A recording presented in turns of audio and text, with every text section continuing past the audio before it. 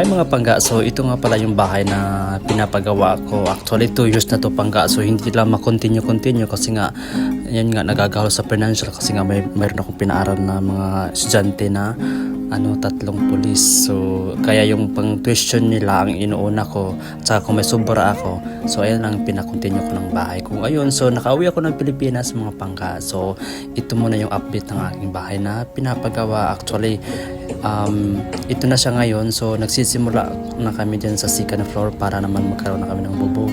So ayan, so nagtatayo na sila ng yung patungan niya ng mga kasi ang gagawin ko mga pangga is maglalagay ako ng mga parlins lang, ang gamitin ko yung bakal lang para mas madali siyang ikabit kaysa yung kahoy. So ang gagawin ko dito, so nagsimula na sila maglagay ng mga yung kung anong tawag doon pangga, yung babag ba. Tapos so ayan pala yung nasa first floor ko mga pangga. So meron na akong hagdan na nakagawa na ako, at saka yun yung kabuuan ng aking sala mga pangga. So wala pa yan talaga, yung malayo pa sa katotohanan. So medyo ayan, so ayan sa baba pangga is walang kwarto yan, puro lang yung sala para mas malawak yung sala kasi medyo malaki yung mga pamilya ko. Ayan, so marami kaming mga bisita na pupunta lagi, lalo yung mga kaanak ko, so at least maluag yung lugar.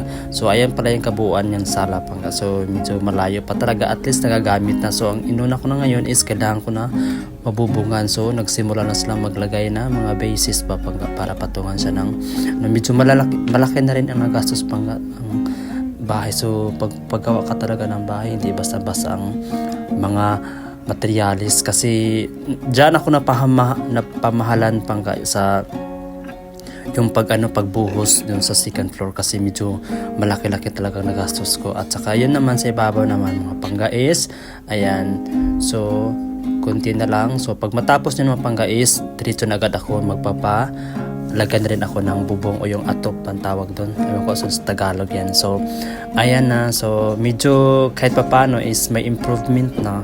So ang akin lang is mabubungan siya, magkaroon ng yung roof para hindi na siya maulanan, kasi minsan mga pangga pag malakas kasing ulan, ako nandun sa sala, ang lakas talaga ng ulan, pumapasok dun sa sala, basang-basa lahat ng mga gamit namin doon, namin mga lamisa namin, mga furnitures, basa talaga. So kaya ngayon ayan, so ito naglalagay kami ng yung mga basis para konti na lang. So ito na lang yung pang last na lang, pagkatapos na is magpapa-continue na ako para magkaroon ng bubong. Kaya napakaganda pangga kasi kahit papaano is may improvement. So ayan mga pangga yung latest update ng aking bahay na pinapagawa. Medyo malayo pa sa katotohanan, pero at least ayan, paunti-unti matatapos din yan. Kaya yung mga kapwa ko FW, ayan, continue lang. Kung mayroon tayong paggawa ng bahay, ayan, matatapos din yan siyempre. So ito na yung kabuuan ng bahay ko sa second floor. So binidyohan ko yan, tapos medyo malawak yan pangga. So sa likod niyan is kalsada na.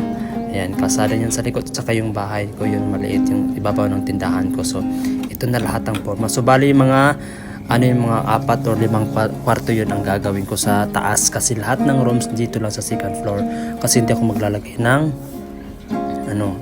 maglalagay ng room sa first floor kasi gusto ko malawak yung sala ko para pag may mga bisita kami yan, medyo maluwang. So ayan mga pangga, so yan ang lahat ang aking update ng aking bahay. So i-update ko kayo next time kung mayroon na akong roof. Sige, sa next upload ko is maglalagay na ako ng roof. Ayan, so ito muna ang i-upload ko mga pangga. Ayan, so thank you mga pangga, maraming salamat. Kung may pangarap ka pangga yan, kung magkaroon ka ng sariling bahay, ayan, makakamit din yan. Basta tiwala lang, matatapos din yan. Ayan.